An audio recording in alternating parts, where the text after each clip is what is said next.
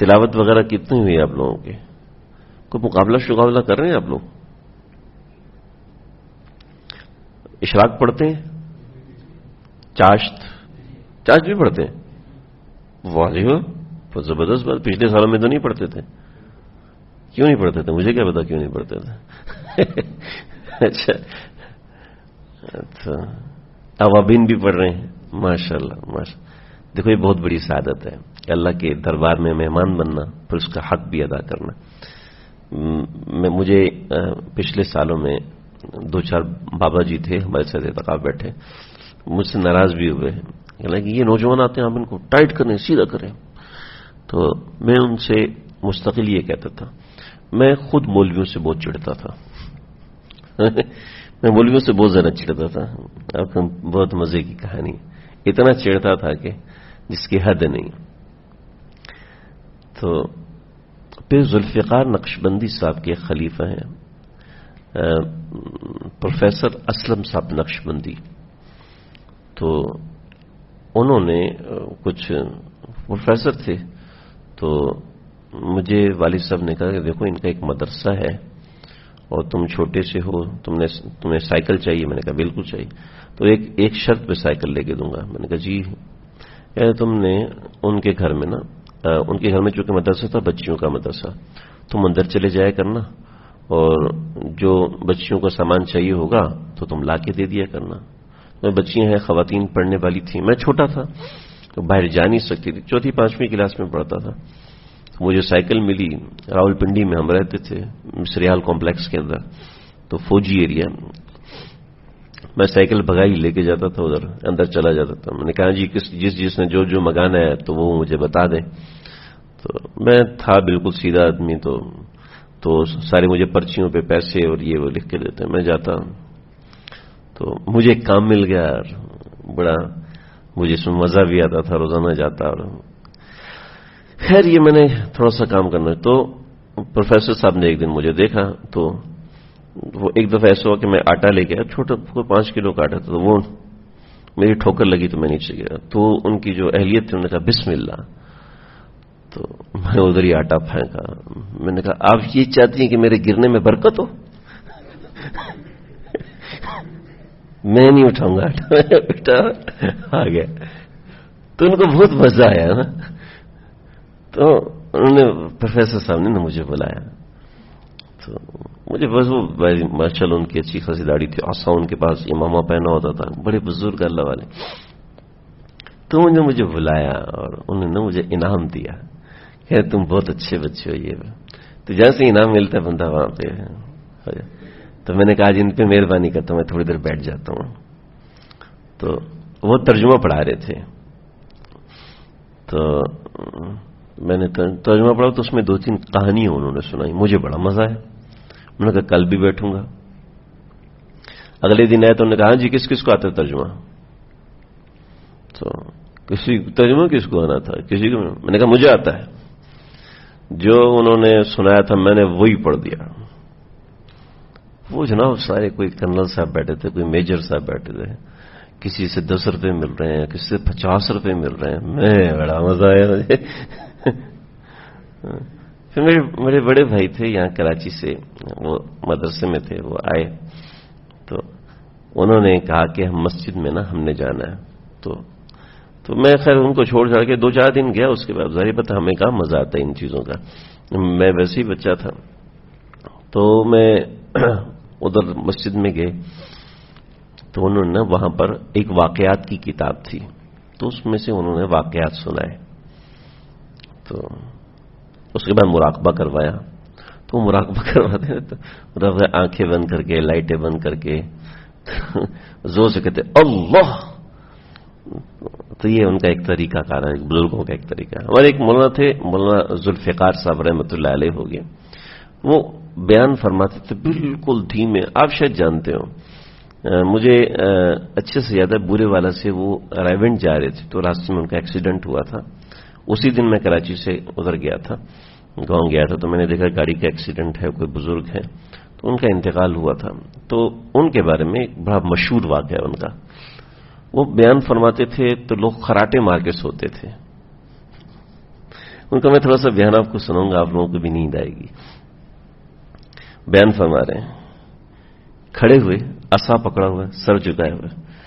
ہم روس میں گئے، وہاں پر ہم لوگوں نے بسترے اٹھائے ہوئے تھے.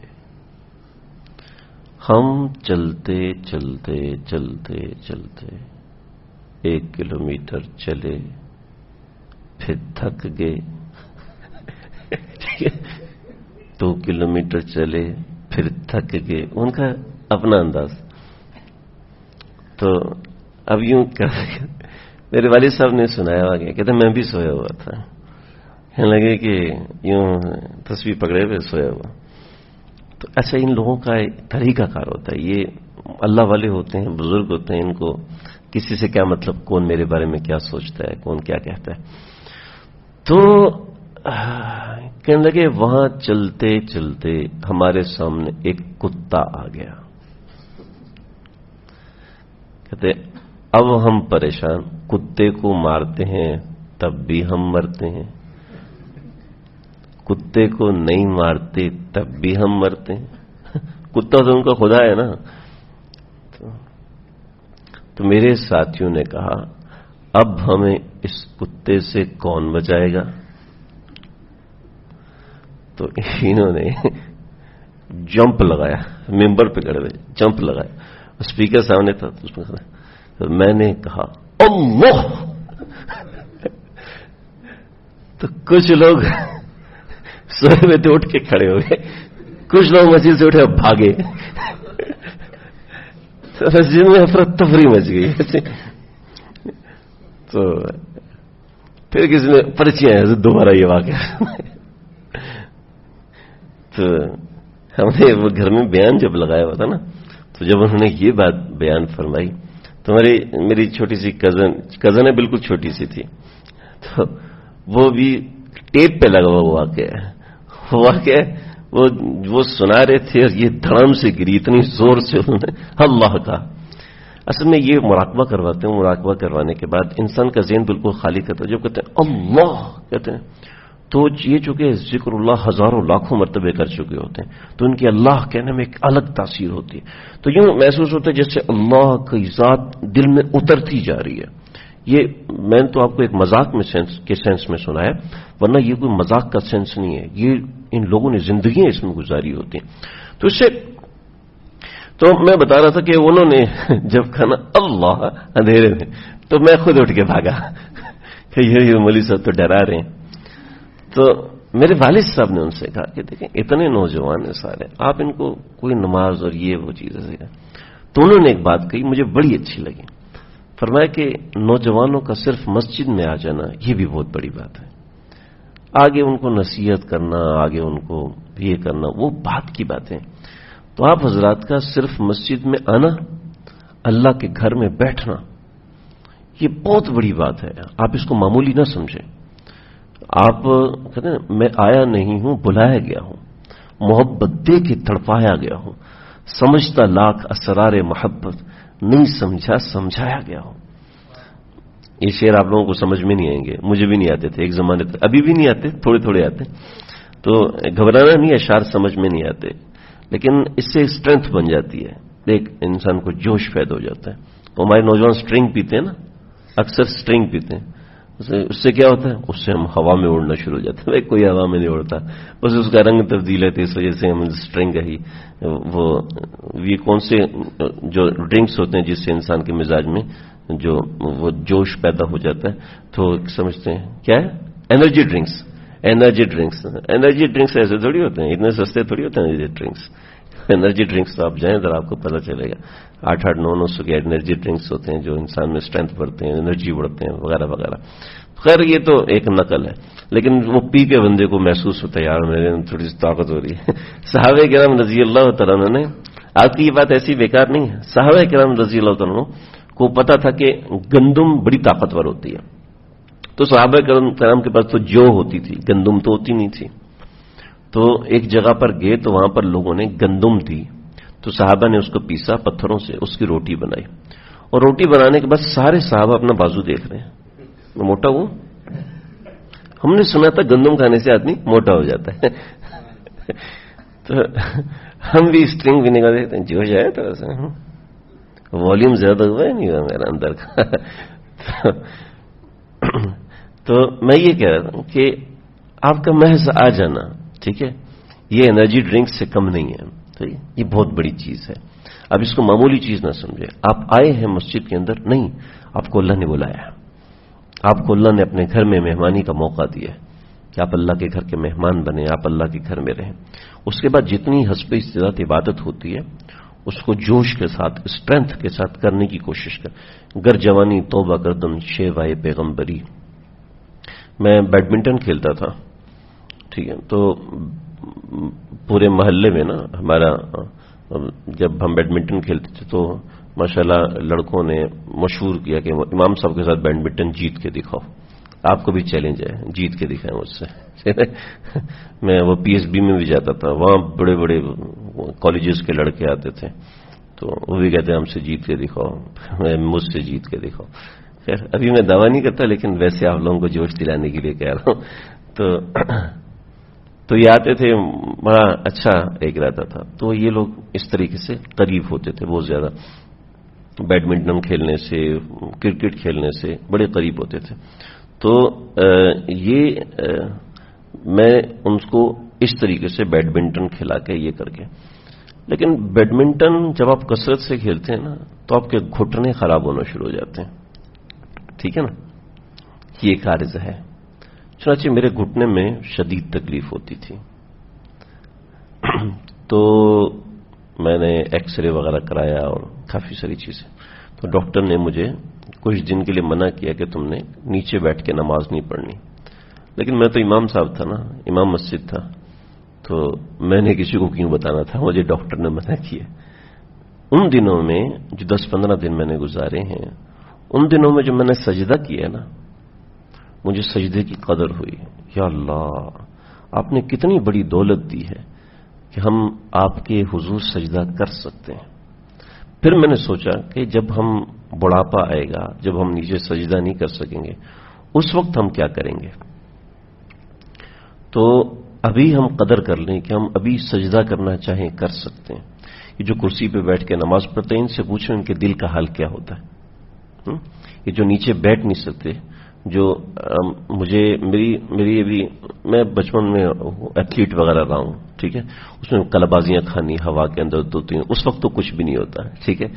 ابھی پچھلے دنوں تقریباً 2-3 مہینہ پہلے اچانک سے کمر میں درد ہوا. میں نے MRI کرایا تو ڈاکٹر نے کہا تم ایتھلیٹ وغیرہ رہے ہو. تو میں نے کہا یہ حرکتیں تو کرتے رہے ہم اس طرح کی. تو کہنے لگے آپ کی ریڑھ کی ہڈی کے 4 مہرے ہلے ہوئے ہیں، اس کی بہت زیادہ احتیاط کرنی پڑے گی، ورنہ یہ اس کا کوئی علاج نہیں ہے. ابھی تک اس کا کوئی علاج نہیں، نہ اس کی کوئی دوائی ہے، اس کا کچھ بھی نہیں. تو ابھی رمضان سے 2 مہینہ پہلے، رمضان سے 2 دن پہلے دوبارہ تکلیف شروع ہوئی. میں پریشان ہو گیا. میں نے کہا کیونکہ اس میں آپ زیادہ کھڑے نہیں رہ سکتے، تو میں نے کہا اگر تراویح میں مجھے بیٹھ کے پڑھنی پڑے تو میرے لیے تو بڑا مسئلہ ہو جائے گا. تو میں ڈپریشن میں رہا 2-3 دن تک. تو میں سوچتا ہوں یہ جو لوگ بیٹھ کے نماز پڑھ رہے ہوتے ہیں، آپ یہ سمجھتے ہوں گے کہ یہ لوگوں کے تو مزے ہیں بیٹھ کے نماز پڑھتے ہیں. یہ لوگ جتنی اذیت میں ہوتے ہیں آپ سوچ نہیں سکتے، جتنی تکلیف میں یہ لوگ بیٹھ کے کرسی پہ نماز پڑھ رہے ہوتے ہیں آپ سوچ نہیں سکتے. کیونکہ میں اپنے اوپر رکھا تو میں نے کہا اگر مجھے تراویح بیٹھ کے پڑھنی پڑی تو میرا کیا حال ہوگا. اور اس کے اندر یہی ہوتا ہے، بہت پریشانی ہوتی ہے. اگر آپ کا آرام پورا نہ ہو نا تو آپ کو بہت پریشانی ہے. کم از کم مسلسل لگ کے 6 گھنٹے سونا پڑتا ہے. آپ لوگ 2 گھنٹے بھی سو لو نا آپ طاقت خشاش بشاش ہو گئے، سمجھ رہے ہیں. لیکن آپ حضرت سے پوچھیں، حضرت سے پوچھیں، اگر ان کا آرام پورا نہ ہو تو فجر کی نماز میں کھڑے ہو سکتے ہیں؟ نہیں ہو سکتے. آپ کو اللہ تعالیٰ نے طاقت دی ہے، اس کا شکر ادا کریں. آپ کو اللہ تعالیٰ نے مسجد میں بیٹھنے کی، نیچے بیٹھنے، اب یہ میٹرس ہے نا اس کے اوپر میں اس پہ سو نہیں سکتا ہوں. حالانکہ میری اتنی عمر نہیں ہے، ابھی میں 34 سال میری عمر ہے، 33-34 سال، لیکن میں اس میٹرس پہ سو نہیں سکتا. مجھے ڈاکٹر نے سختی سے منع کی آپ نے دوسرے میٹرس پہ سونا ہے، ایک اسپیشل میٹرس ہے، میں اس پہ سوتا ہوں. میں نہیں سو سکتا اس کے اوپر. اگر میں ایک دو دفعہ بچوں کے لیے، بچہ بہت زیادہ اس کا سر پھٹ گیا تھا اور بچے کے ساتھ مسئلہ ہوا تو میں اس کے لیے سو گیا تو میں 2 دن میرا متاثر رہا. شکر ہے موزین صاحب ہے نہیں تو میں تو یہاں نماز بڑی متاثر ہو جاتی. تو آپ لوگوں کے پاس صحت ہے، اس کی فکر کریں، اس کے لیے شکر ادا کریں اللہ کا. اور ابھی آپ جتنا کر سکیں کر سکتے ہیں، جتنا کرنا چاہیں کر سکتے ہیں. اللہ نے آپ کو صحت دی، اس کی قدر کریں. ایک اور قصہ سناتا ہوں آپ لوگوں کو. ہمارے ایک ساتھی ہیں، وہ کسی ان کا کورٹ مارشل ہوا تو قید ہوئے تو ان کو سزا ملی کہ ان کو جیل کے اندر 7 دن تک کھانا نہیں دیا جائے گا. ٹھیک ہے جی، 7 دن تک کھانا پینا نہیں دیا جائے گا. کہنے لگے کہ 2-3 دن تو ہم نے گزار لیے، دیکھ لیں گے. کہ چوتھے دن ہمارا جسم کانپنا شروع ہو گیا، پورا جسم ایسے تھر تھر تھر کانپ رہا ہے. پھر 4-5 دن کے بعد مزید 2-4 دن گزرے تو کہنے لگے کہ جیل کے باہر جو آدمی کھڑا تھا اس بندے نے بسکٹ کھائے اور پیکٹ پھینک دیا. کہتے میں لیٹا ہوا تھا الٹا، کہ سیدھا لیٹ نہیں سکتے، جب آپ کو بھوک شدید لگی تو الٹا لیٹا ہوا تھا کہ پیٹ کو زمین میں لگنے سے سہارا ہو جاتا ہے. کہنے لگا میں نے اپنے ہاتھ کو ہلکا ہلکا حرکت دیتے میں نے اس پیکٹ کو پکڑا، گھسیٹ کے اپنے پاس لے کے آیا. جو بسکٹ نکالنے کے بعد جو پیچھے ذرات بچ جاتے ہیں، کہتے وہ ذرات میں نے چاٹے. کہتے صرف وہ ذرات میرے اندر گیا، میں اٹھ کے بیٹھ گیا. سمجھ رہے؟ میں نے ادھر دیکھا پکوڑے رکھے ہوئے دیکھے میں نے ادھر. تو یہ اللہ کا رزق اتنا ہمیں مل رہا ہے، اس پہ اللہ کا شکر ادا کر، ضائع نہ ہونے دیں. اس کو جتنا کھا سکتے ہیں اتنا کھا، بقیہ محفوظ کر کے رکھیں. دسترخوان پہ ڈال دیا، پھینک دیا، کچرے میں چلا جائے. رزق کی بے حرمتی نہیں ہونے دینی. سمجھ رہے؟ جو رزق کا ادب کرتا ہے، رزق کے ساتھ ایک اور مضمون چابیوں کا ادب کرتا ہے. جو چابیوں کا ادب کرتا ہے اللہ اس کو خزانے دیتے ہیں. میرے استاد جی فرماتے تھے جو چابیوں کا ادب کرتا ہے اللہ اس کو خزانے دیتے ہیں. میرے استاد جی مفتی ارشاد صاحب رحمۃ اللہ علیہ کی 86 برس کی عمر میں انتقال، 46 برس کی عمر میں انتقال ہوا. استاد جی فرماتے تھے کہ میرے پاس دوپہر کے کھانے کے پیسے نہیں ہوتے تھے، اور میں نے خود استاد جی کو دیکھا کہ استاد جی کے پاس نت نئی گاڑی ہوتی تھی، نت نئی گھڑی ہوتی تھی. اور استاد جی کی فیملی کچھ دنوں کے بعد مکہ مکرمہ شفٹ ہو گئی. یعنی جس کے پاس پاکستان میں رہنے کے پیسے نہیں وہ مکے میں کیسے رہے گا؟ مکہ نہیں، مدینہ منورہ. ان کی ساری فیملی مدینہ میں رہتی، ابھی بھی مدینہ میں. ان کے بھائی ہیں ابھی بھی وہ مدینہ میں میرے گروپ میں شامل ہیں، کبھی کبھار رابطہ کرتے ہیں بڑے ہیں لیکن وہ بس ویسے ہی کبھی کوئی سٹیٹس دیکھ لیا تو رابطہ کر لیا. تو یہ کیا ہے؟ آپ چیزوں کا، کھانے پینے کی چیزوں کا ادب کریں. یہ آپ کے پاس چابیاں ہیں، ان کا پاؤں پیسے رکھے ہیں، ان کو پاؤں سے آگے کر دیا. سکہ پڑا ہوا ہے اس کو پاؤں سے آگے کر دیا، ہاں یہ لے لو. یہ نہیں کرنا. ادب بہت بڑی چیز ہے. ابھی جوانی ہے، ابھی اسٹرینتھ ہے آپ کے اندر، تو انسان کو ان چیزوں کی پرواہ نہیں ہوتی. اس عمر میں جو ان چیزوں کی پرواہ کرتا ہے اللہ اس کو بزرگی عطا فرماتے ہیں. بزرگی میں مطلب یہ نہیں آپ ابھی سے سفید بالوں والے ہو جاؤ گے. بزرگی مطلب فہم، دانش، عقل مندی اللہ آپ کو عطا فرمائیں گے. اور ایسے عطا فرمائیں گے کہ آپ کے ساتھ جو لڑکے پڑھتے ہیں، آپ کے ساتھ جو کولیگز پڑھتے ہیں، وہ آپ سے مشورے کریں گے، آپ سے پوچھیں گے ہاں بھائی اس معاملے میں ذرا بتاؤ. کیونکہ ان کو سمجھ میں آ جائے گی کہ آپ کو اللہ نے ایک فہم عطا فرمائی، ایک دانش عطا فرمائی، ایک دانش مندی اللہ نے عطا فرمائی. ٹھیک ہے جی، اس کی فکر رکھنی ہے.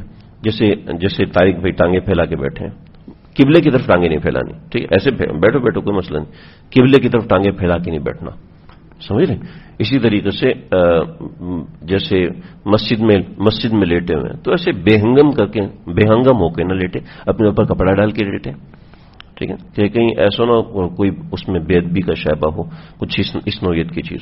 یعنی کوئی بھی ایسی چیز جو آپ کو سمجھ میں آتی، دماغ میں کھٹک ہوتی ہے، یہ ہمیں نہیں کرنی. بڑوں کے معاملے میں، والدین کے معاملے میں، خاص طور پہ والدین کے معاملے میں.